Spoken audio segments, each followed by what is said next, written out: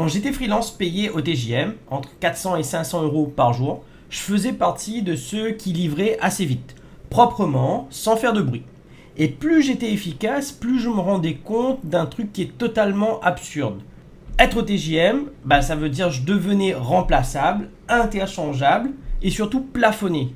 Pire, plus j'étais bon dans ce que je faisais, plus je devais en faire sans jamais recevoir plus de thunes. Dans cette vidéo, je vais t'aider à comprendre pourquoi, quand tu es bon techniquement, le TJM devient un frein plutôt qu'un levier. Pas pour te permettre ou te promettre plus d'argent, mais pour clarifier ce qui te bloque aujourd'hui sans que tu saches mettre forcément des mots dessus. Je vais d'abord t'expliquer en quoi vendre ton temps te met structurellement en position basse. Ensuite, on verra ce que font différemment les freelances payés au projet, pas dans leur pratique technique, mais dans leur rôle vis-à-vis du client.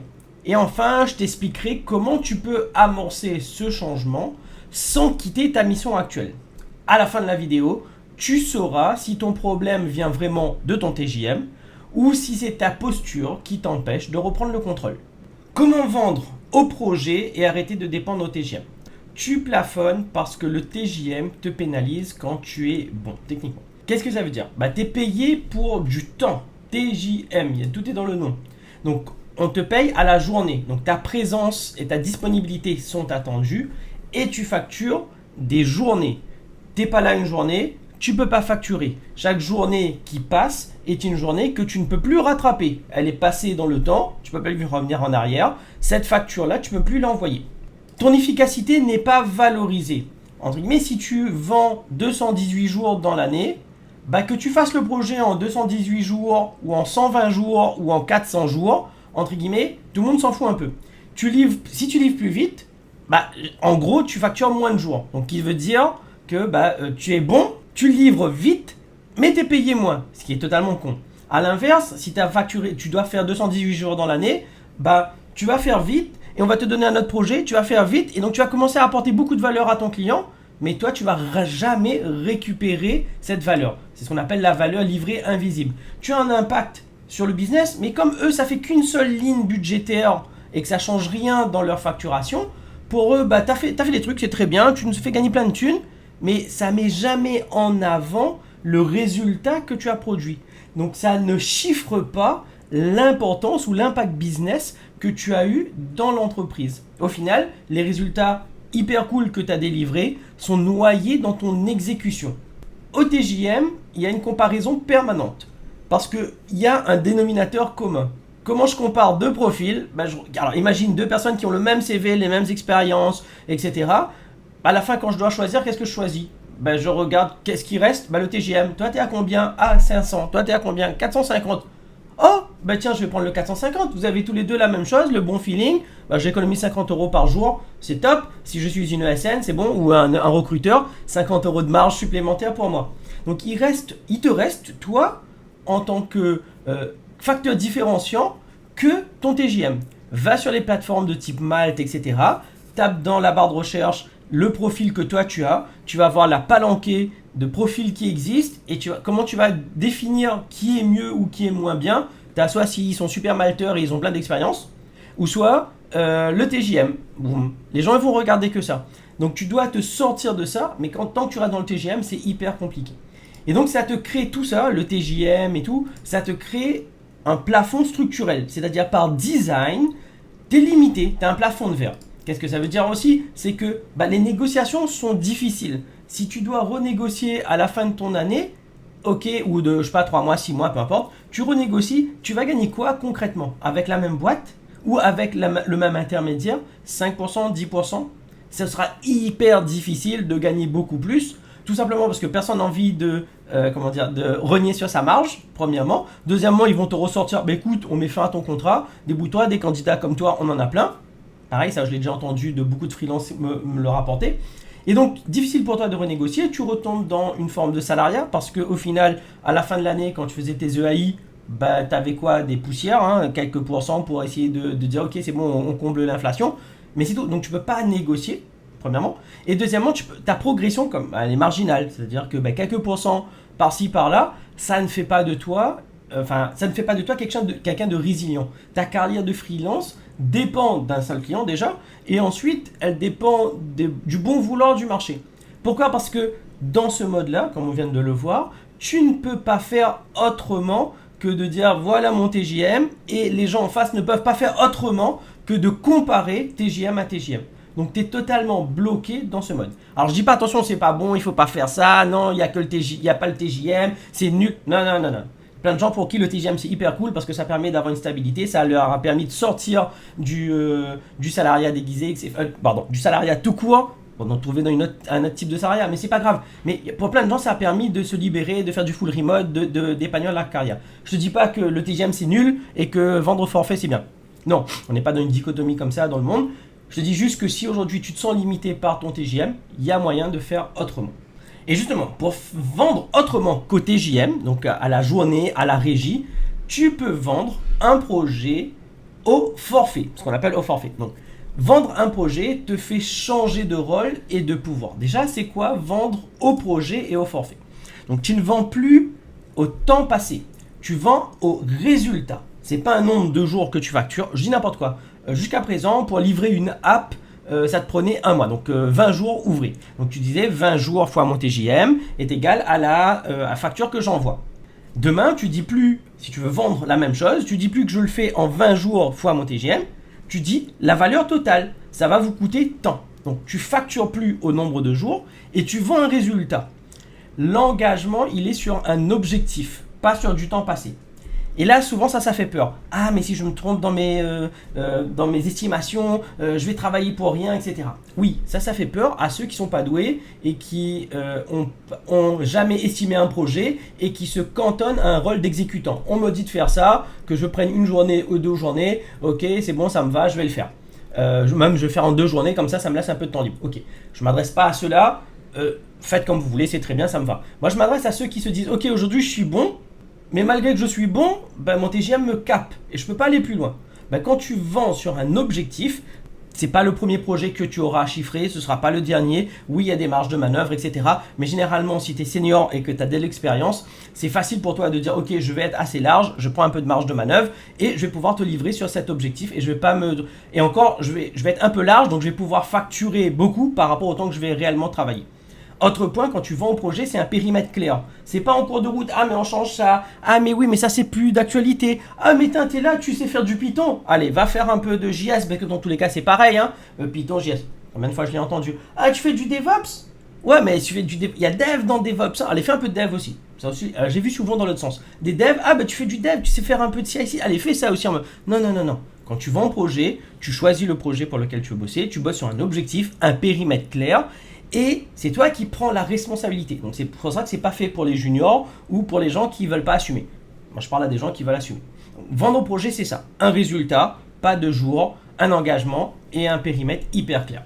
Un projet c'est quoi aussi? Vendre au projet ça veut dire que tu travailles sur un problème business qui est central. C'est-à-dire que tu vas travailler pour le client qui a une douleur qui aujourd'hui est très coûteuse pour lui. Ça peut être, alors si on prend l'exemple d'une app, pourquoi le client il a besoin d'une app? Soit parce que sa concurrence en a une et que lui il est à la ramasse, soit parce que l'app existante elle est toute pourrie, ça lui fait perdre du client, etc. Le client n'est pas là juste pour te foutre dans l'équipe et avoir une ressource complémentaire. Il est là parce qu'il a un besoin hyper bien précis, qui lui fait mal depuis pas mal de temps et que c'est une priorité pour lui. Donc tu auras toute l'attention du client si tu arrives à lui régler ce problème. Pourquoi? Parce que comme ça lui coûte de l'argent ou ça lui empêche d'en gagner, il est focus pour t'aider toi. Donc tu résous un problème business qui est central pour le client. Et donc ça, pour toi, ça a un impact. Tu vas faire un projet qui a un impact et pas quelque chose qu'on t'a foutu dans une to-do list à 150 user stories dans le backlog. Non, tu vas travailler sur quelque chose sur lequel toi tu as un impact et dont tu vas avoir l'impact sur le business du client directement. Premièrement. Deuxièmement, c'est que ton impact, il est mesurable. Tu sais aujourd'hui la situation du client au début du projet. Tu sais qu'est-ce qui l'embête. Est-ce qu'il perd du temps? Est-ce qu'il perd de l'argent? Est-ce que c'est un peu des deux? Est-ce que ses équipes sont démoralisées? Est-ce que son commerce va mal? Peu importe. Tu vas pouvoir voir l'état initial. Et une fois que tu auras terminé ton projet, tu auras l'état final. Ok, je t'ai fait gagner 3 heures par employé par semaine pendant plusieurs années. Ok, je t'ai fait gagner, ton CA est passé de 50 000 à 100 000 grâce à la mise en place de mon nouveau e-commerce beaucoup plus performant, etc. Le gain, il est mesurable. Donc tu sais que tu as facturé tant, tu sais que tu as fait rapporter tant, et donc tu commences à comprendre quelle est ta valeur. Et donc pour les mêmes types de projets, il y a de fortes chances que la fois d'après, même si ça ne te prend pas beaucoup de temps, tu peux commencer à facturer plus cher parce que tu sais ce que ça va rapporter derrière aux gens. Et attention, au projet, les gens, ils ne payent pas pour le temps que tu passes, ils payent pour ce que tu vas leur faire gagner ou potentiellement gagner. Et ça, je le répète partout, dans plein de vidéos, etc., c'est la clé. Quand tu fais gagner du temps, tu fais gagner de l'argent. Des employés qui n'étaient pas efficaces sur un applicatif et qui devient hyper efficace, bah, c'est du salaire que le client ne paye plus pour faire quelque chose d'inefficace. Donc le client, il gagne de l'argent quand tu lui fais gagner du temps. Les deux vont ensemble. Donc ton impact, il est mesurable. Premièrement. Tu fais partie de la décision plutôt qu'une exécution. C'est-à-dire tu débarques pas en disant, tu débarques pas en te disant tiens voilà il y a tout ça à développer ou il y a tout ça à faire, débrouille-toi. Non, là tu fais partie. Ok, monsieur le client, c'est quoi ton problème? C'est ça. Ok, qu'est-ce que tu as essayé? Qu'est-ce que tu n'as pas fait? Qu'est-ce qui a marché? Qu'est-ce que tu as déjà essayé? C'est quoi l'existant? Tu fais partie du cadrage initial et tu arbitres sur les décisions à prendre. Ok, moi je vous conseille pas de faire ça, je vous conseille de plutôt faire ça. De mon expérience, ça va avoir tel avantage, mais dans 3 mois, ça va avoir tel inconvénient. Si on fait plutôt ça, tout de suite ça coûte un peu plus cher, mais pour le long terme, ça va vous faire gagner ça, etc., etc. Donc tu te positionnes plus comme celui qui fait que l'exécution. Tu te positionnes comme celui qui prend la décision aux côtés de ton client. Tu n'es pas, on n'est pas en frontal. On est Frodon et Sam. Je prends tout le temps ce truc-là. Tu es comme Sam qui aide Frodon à aller au Mordor. Tu le tiens par les bras et tu l'aides à gagner. Donc tu es là comme partenaire et pas un prestataire d'exécution. Et ça change toute la façon dont tu traites avec les clients. Ils te voient comme quelqu'un de confiance et pas comme juste un boulon qui change dans sa machinerie. Ok, toi tu fais plus l'affaire, je prends quelqu'un d'autre. Non, tu participes et si tes choix, normalement, à ton niveau, sont corrects et lui font gagner, il n'y a plus aucun doute qu'il ait confiance en toi et qu'il continue à bosser avec toi. Autre avantage aussi, le prix est décorrélé de ton temps. En fait, imagine, le gars, il a un site e-commerce et que son site e-commerce lui rapporte, je dis n'importe quoi, c'est vraiment pour l'exemple, il lui rapporte 1 million d'euros par jour. Imagine que son site, il tombe en panne. Ça fait 3 jours que c'est en panne, aucun dev de son équipe a réussi à réparer. C'est tellement la merde qu'il a réparé pas. On prend le cas vraiment exprès, exagéré, mais c'est pour illustrer. Donc ça fait 3 jours, qu'il travaille dessus, toujours pas réparé. Donc 3 millions déjà de perdus. Toi, tu arrives, tu regardes, tu as de l'expérience et tu trouves la solution. Tu lui dis, écoute monsieur, je sais la solution, ça va me prendre une journée de boulot et je vais vous devoir vous facturer 500 000 euros. Mais par contre, je suis sûr que d'ici ce soir, ça refonctionne. Est-ce que selon toi, le client, il paye ou il paye pas? Si tu me réponds qu'il paye pas, c'est que tu n'as rien compris à la vidéo. Il va payer. Pourquoi? Parce qu'on n'est pas dans le temps que tu prends pour résoudre, on est dans la valeur que tu vas apporter. Ça fait 3 jours qu'il perd 1 million. Toi, tu arrives, tu lui dis d'ici ce soir, c'est réglé. Donc au lieu de perdre un 4e million, il s'est dit que il va perdre son 4e million, bien sûr, mais d'ici ce soir, il est sûr que ça fonctionne. Donc la journée que tu vas lui faire gagner, même si ça lui coûte 500 000 aujourd'hui, c'est 1 million qu'il va récupérer demain. Donc la douleur que tu lui enlèves lui coûte beaucoup plus que s'il l'avait à te payer. Je redis différemment, te payer toi lui coûte beaucoup moins cher que d'accepter de ne rien faire. Et ça, c'est ce qu'on appelle le coût d'inaction. Les gens ont tendance à oublier ça. Je ne vais pas payer de freelance, je ne vais pas payer de mission, je ne vais pas payer pour développer ou améliorer parce que de toute façon, ça ne me coûte rien. En fait, il y a toujours un coût de ne rien faire. Et là, ce client-là, 500 000, c'est sûr qu'il te paye. Est-ce qu'il va te dire « Ah mais non, mais ton TJM ne recouvre pas le marché ?» Non, il sait que tu vas régler son problème, il perd 1 million chaque jour. Si tous ces devs ont échoué, toi, si d'ici ce soir tu réussis, bien sûr qu'il te paye tes 500 000. 500 000 pour une journée de boulot, on est d'accord. Donc c'est ça en fait que tu dois prendre en compte. Tu changes de paradigme, tu changes de mindset, j'aime pas trop le terme, mais tu changes de façon de penser, tu penses plus en temps passé, tu passes en valeur perçue et en ROI attendu. Oui, on ne te demande pas de promettre la lune. On ne te demande pas de dire, écoute, ton chiffre d'affaires il est de 500 000, comme les infopreneurs de Dubaï. Tu dis pas, je me suis un peu garé. Tu dis pas, ok, aujourd'hui ton site e-commerce fait 50 000, demain il fait 500 000. Ok. À moins d'avoir une super preuve et plein de clients pour qui ça a fonctionné, là tu surpromets et ça passe pas. Mais par contre, tu peux, de façon très logique et rationnelle, lui dire voilà le ROI attendu. Le client, il n'est pas con. C'est pas, il se dit pas, c'est ce que tu lui garantis. Il se dit, c'est ce qu'il est attendu. Et les gens en entreprise savent bien faire la différence. Si toi aujourd'hui tu fais pas la différence, c'est que tu n'as pas encore un mindset ou un état d'esprit entrepreneur. Si tu te dis ouais je veux que du garanti, que du garanti, que du garanti, tu n'as pas compris comment on fait de l'entrepreneuriat. Donc les gens avec qui tu vas bosser, normalement ils comprennent ça. Donc ROI attendu par rapport au gain, par rapport à ce que tu vas délivrer. Et comme je disais un peu plus haut, tu deviens plus un exécutant, mais tu as un statut de partenaire. La confiance s'installe parce qu'à chaque fois que tu auras conseiller quelque chose, à chaque fois que tu auras livré quelque chose, le client il aura gagné, il aura gagné, il aura gagné. À chaque fois qu'il gagne en te payant, il se dit ok, c'est bon, j'ai trouvé entre guillemets la poule aux œufs d'or, j'ai juste à mettre de l'argent, il me ressort plus de thunes. Et là, cette confiance-là, elle est non pas seulement que de la thune, hein, elle est aussi par le contact humain, par les emmerdes par lesquelles tu lui as fait sortir, etc. Et ensuite, il va solliciter ton avis pour les prochains projets. Ça m'est arrivé des dizaines de fois où le client me dit écoute Imran, ça qu'est-ce que j'aurais fait à ma place? Bah écoute, ce truc-là, je ne connais absolument pas. Domaine que je ne connais absolument pas. Par contre, moi, je sais trouver des prestataires qui pourraient faire. Est-ce que tu veux que je t'en trouve? Il me sollicite sur quelque chose, je connais absolument pas, mais il me sollicite quand même. Il me dit bah qu'est-ce que j'aurais fait? Bah écoute, voilà ce que j'aurais fait. J'aurais trouvé un prestataire et je l'aurais challengé. Ça, je sais faire. Ok, bon, on fait comme ça. Donc ça arrive. Donc pourquoi? Parce que tu es plus un exécutant. Et je vais le remarteler encore une fois. Tu n'es plus un exécutant, tu deviens un partenaire. Alors, des exemples, il peut y en avoir des centaines. Bon, je pense que ça va rallonger la vidéo, mais que tu sois en dev, QA, Ops, DevOps, chef de projet, PO, consultant, cybersec, ce que tu veux, dans l'informatique, tu peux tout faire en format projet. Alors, dev, QA, Ops et DevOps, généralement, c'est facile, tout le monde comprend. Donc, un dev, je te livre une application, ok, c'est un forfait. Il y a un résultat, ok, c'est bon. QA, ça peut être un peu plus compliqué, mais ça peut être... Alors, moi, je travaille avec des QA, c'était, je te livre l'automatisation de tes user stories, de tes use cases, je crois, c'est comme ça qu'on dit, ou de tes scénarios de test. On met en place la pipeline qui va bien, on fait ça de façon manuelle, puis il y a tant de scénarios que je te livre. Ça, c'est fait le pack 1. Le pack 2, je te fais tant d'autres scénarios. Ça, c'est pour l'application 1. Une fois qu'on a fait ça, je te fais l'application 2, etc., etc., etc. Ça peut être aussi, si tu fais les tests manuellement, ok, je te package le test de temps de features à chaque sortie de version, plus un aller-retour où je te donne les feedbacks, plus un deuxième avis. Et tout ça, tu le packages. Tu ne le vends pas autant, tu le vends en package. Ops, DevOps, DevOps, ça peut être la mise en place de CI/CD, ça peut mettre en place de Kubernetes, ce que tu veux. Bon, tout ça, ça se met, tout ce que tu peux faire, entre guillemets, sous forme bloc, où je te livre un truc, ça fonctionne. En Ops, on peut faire la migration d'infra, on peut faire les montées de version, tout ça c'est des packages. On peut faire aussi de la MCO, donc tout ce qui est maintien en conditions opérationnelles. Ah oui, mais Imran, comment on fait ça? C'est du temps que j'y passe, etc.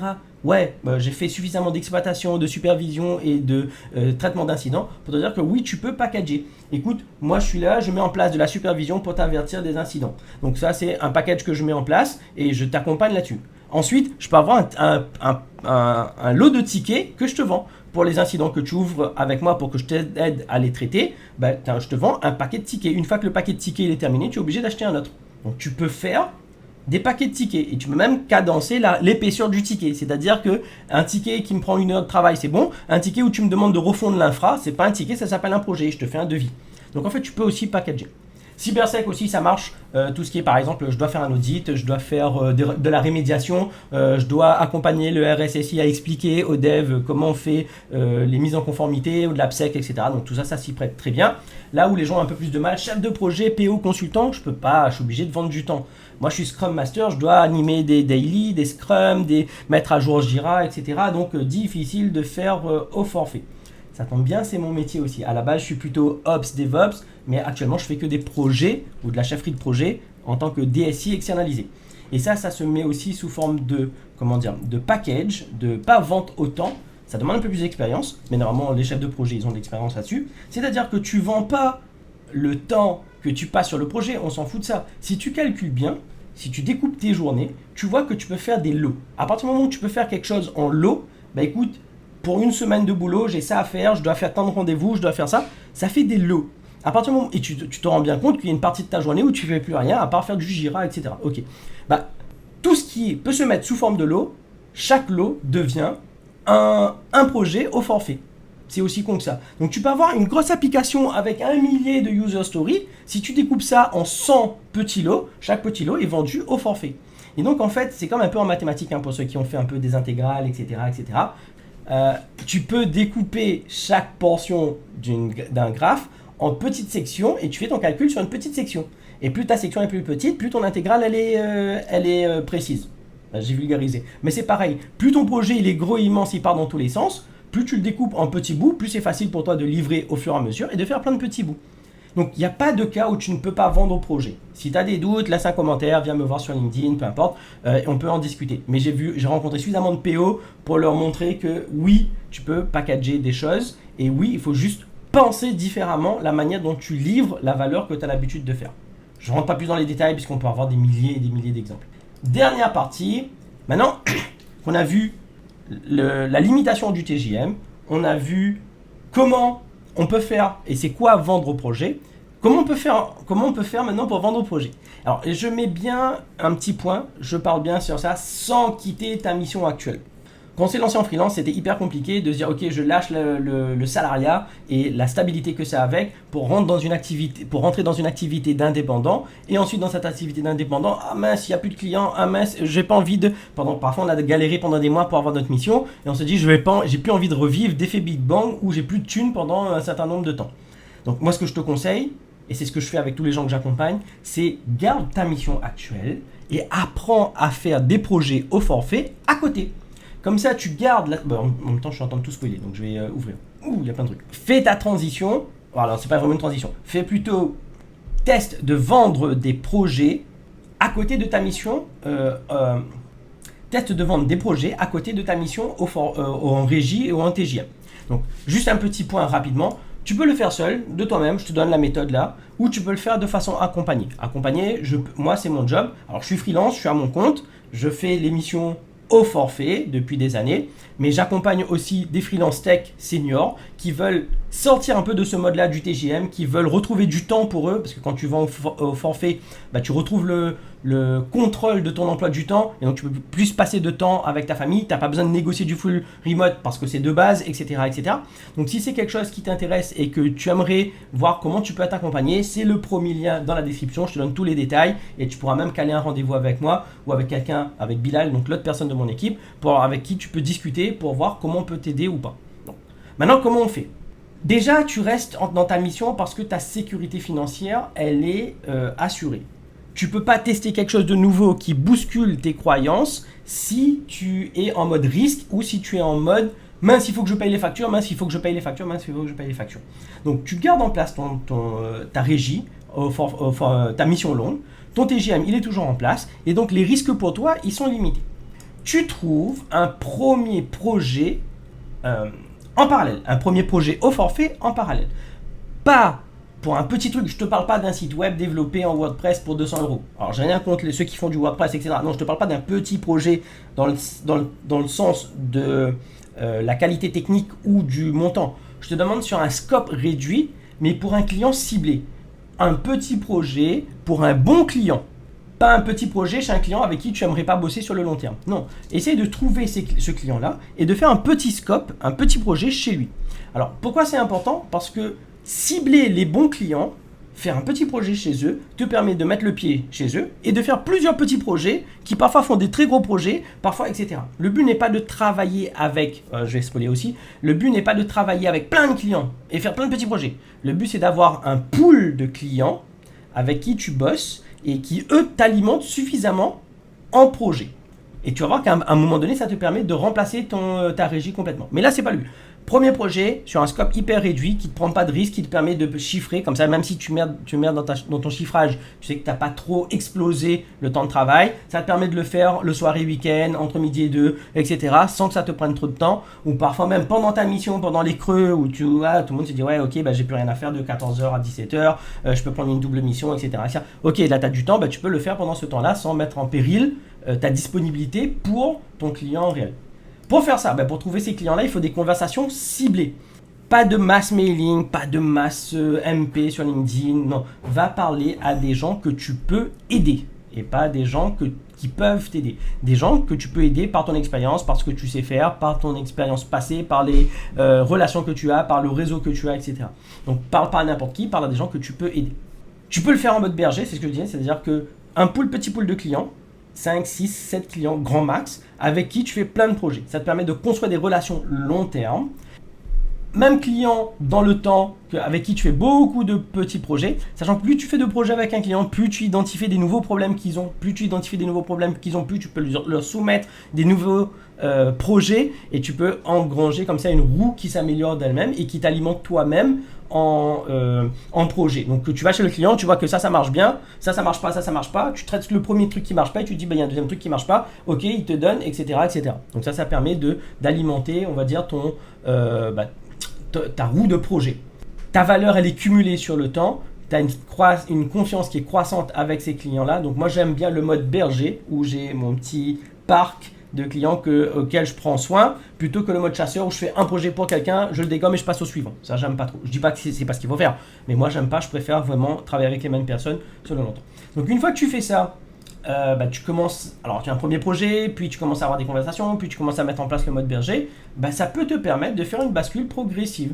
C'est-à-dire soit tu négocies de réduire un peu moins, ta régie, passer de 5 jours par semaine à 4 jours, ça se négocie, moi je fais comme ça, 4 jours puis 3 jours. Et ensuite, les jours que tu récupères, tu vois que les projets te rapportent autant que le reste de la semaine. Une fois que tu as ton matelas de sécurité par exemple, tu te dis ok, j'ai suffisamment de projets, je sais suffisamment en signer, j'ai mon pool de clients qui est déjà mis en place. J'ai un matelas de sécurité d'1 an par exemple, ok, je peux lâcher ma mission longue parce que maintenant je sais trouver des clients, j'ai 1 an pour en trouver encore plus, je sais le faire, j'ai déjà des clients, mais pourquoi je ne ferais pas la bascule pour passer en mode full force? Il y a pas mal de gens, il y a certaines personnes qui arrivent dans le sens où ils veulent faire ça, il y a d'autres, ils veulent juste en parallèle de leur mission longue faire plus de thunes, ça marche aussi, c'est toi qui décides de comment tu fais ta bascule.